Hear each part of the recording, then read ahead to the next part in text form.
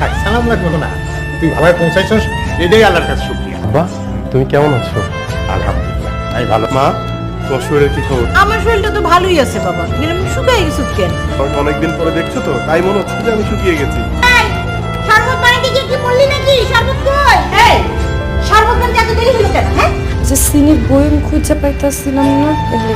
তোর এত বড় সাহস তুই আমার মুখে মুখে তর্ক করতেছিস? মা ওনার সাথে এত বাজে ব্যবহার করছো কেন? উনি কে? আমাদের বাসার কাজের মেয়ে, তারা আছিস কেন? যাই এখান থেকে।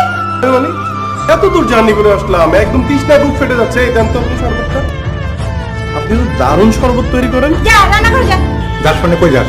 আগে ওই রাশেদের রুমটায় গিয়ে ও রুমটা সুন্দর করে পরিষ্কার করবি, ফিটপাট সুন্দর করে দিবি। যা। এই দাঁড়া, এই লাগেজগুলো এই সুটকেসগুলো কে নিবে? হ্যাঁ, আমারটা আমি নিতে পারবো। ভাইয়া তুই কি বলছিস?